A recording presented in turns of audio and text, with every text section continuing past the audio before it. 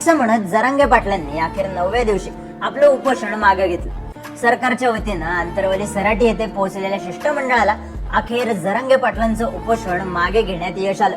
पण जरांगे पाटलांनी कोणत्या मागण्यांवर आपलं उपोषण मागे घेतलं, शिष्टमंडळासोबत नेमकी कोणती चर्चा झाली आणि यावेळी नेमकं काय काय घडलं पाहूयात या व्हिडिओतून। सुरुवात करूया सरकारमार्फत जरांगे पाटलांसोबत चर्चा करण्यासाठी कोण आलं होतं। मंत्री अतुल सावे, मंत्री धनंजय मुंडे, मंत्री संदीपान भुमरे आणि मंत्री उदय सामंत या 4 मंत्र्यांचा सरकारमार्फत पाठवण्यात आलेल्या शिष्टमंडळात समावेश होता। तर यावेळी व्यासपीठावर बच्चू कडू देखील उपस्थित होते। मात्र सरकारमार्फत पाठवण्यात आलेल्या शिष्टमंडळात त्यांचा समावेश नव्हता। भाजपकडून अतुल सावे तर शिंदेकडून भुमरे आणि उदय सामंत असे मंत्री होते। तर अजित पवार गटाकडून धनंजय मुंडेंना पाठवण्यात आलं होतं। थोडक्यात हे शिष्टमंडळ आखताना सुरुवातीपासून जरांगे पाटलांसोबत संवाद साधणाऱ्या गिरीश महाजन अथवा अर्जुन खोतकरांना बाजूला ठेवण्यात आल्याचं दिसलं। त्याचसोबत राष्ट्रवादीच्या अजित पवार गटाने सामाजिक बॅलन्स साधण्यासाठी ओबीसी असणाऱ्या धनंजय मुंडेंचा या शिष्टमंडळात समावेश केल्याचंही दिसून आलं। असो, तर व्यासपीठावर आज नेमकं काय काय घडलं, तर सुरुवातीला जरांगे पाटलांसोबत माजी न्यायमूर्ती सुनील शुक्रे व माजी न्यायमूर्ती MG गायकवाड यांनी संवाद साधला।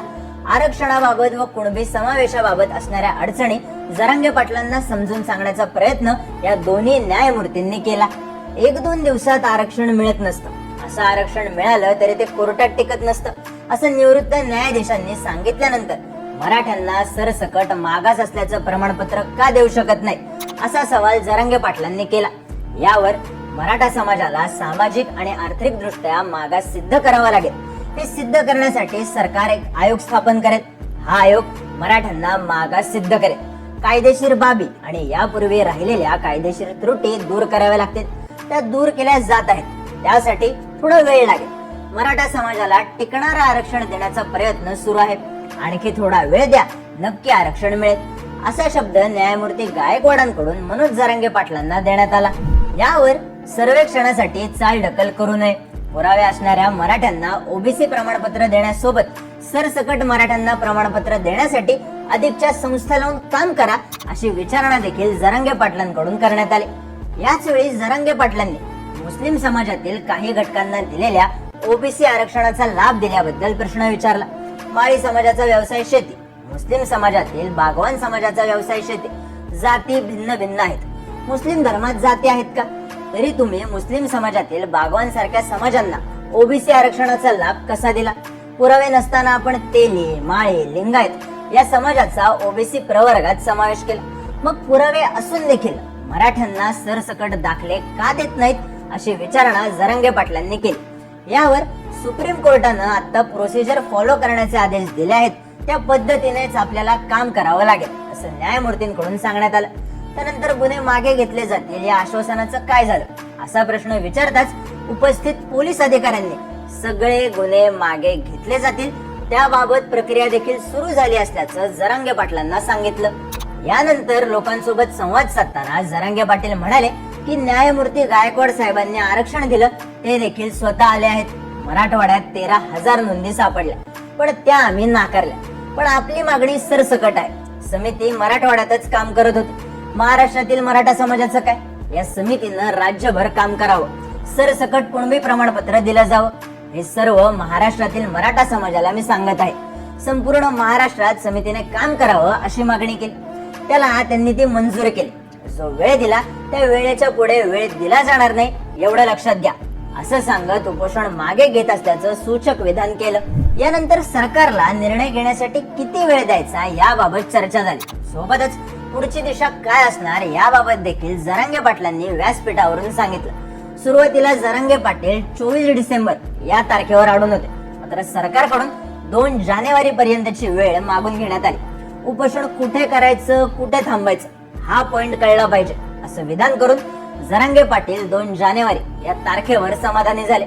मात्र याच वेळी जालना जिल्ह्यातील गुन्हे 15 दिवसात मागे घेणार आणि राज्यातील सर्व आंदोलकांवरील गुन्हे 1 महिन्यात मागे घेणार, असा शब्द जरांगे पाटलांनी घेतला। मात्र याच वेळी उपोषण मागे घेतोय, पण जोपर्यंत मराठा समाजाला आरक्षण मिळणार नाही तोपर्यंत घराचा उंबरा चढणार नाही, असंही विधान जरांगे पाटलांनी केलं। त्याचसोबत राज्यभर जी साखळी उपोषणं चालू आहेत ती तशीच चालू राहतील। ही वेळ अंतिम आहे, यानंतर कुठलाही वाढीव कालावधी सरकारला मिळणार नाही, असे वक्तव्य जरांगे पाटलांनी केलं। आरक्षण न दिल्यास मुंबईत धडकणार, 2 जानेवारी पर्यंत अंतिम निर्णय सरकारला घ्यावा लागणार आणि गुन्हे मागे घेतले जाणार, या आश्वासनांवर उपस्थित शिष्टमंडळातल्या नेत्यांच्या हस्ते ज्यूस पिऊन जरांगे पाटलांनी आपलं उपोषण मागे घेतलं। अर्थात उपोषण मागे घेतल्यानंतर जरांगे पाटलांच्या मागण्या मान्य झाल्या असं म्हणता येत नाही, फक्त सरकारने अजून 2 महिन्यांची वेळ घेतली इतकंच काय। सोबत 8 डिसेंबरला मराठा आरक्षणासंबंधित विशेष अधिवेशन घेऊ असं सांगण्यात आलं असलं तरी याच कालावधीत हिवाळी अधिवेशन असणार आहे, म्हणजेच सरकार मराठा आरक्षणाच्या प्रश्नासाठी स्वतंत्रपणे विशेष अधिवेशन न बोलवता हिवाळी अधिवेशनात राखीव वेळ ठेवून मराठा आरक्षणासंदर्भात चर्चा करू शकतं। इकडे 2 महिन्यांच्या कालावधीत साखळी उपोषण कायम ठेवलं जाईल असं सांगून आंदोलनाची धग कायम राहावी याची काळजी जरांगे पाटलांनी घेतली।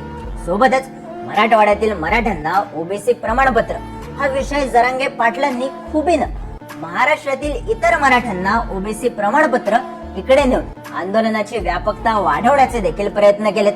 पण तुम्हाला काय वाटतं, उपोषण मागे घेऊन जरांगे पाटलांनी योग्य खेळी खेळली आहे का, की जरांगे पाटलांचं उपोषण मिटवण्यात सरकार यशस्वी ठरलंय? तुमचं मत कमेंट करून सांगा आणि अशाच माहितीपूर्ण व्हिडिओ एक मराठा लाख मराठा या यूट्यूब चॅनलला सबस्क्राईबर करा व मनोज जरांगे पाटील ह्या बी यूट्यूब चॅनलला सबस्क्राईबर नक्की करा। जय शिवराय मित्रांनो।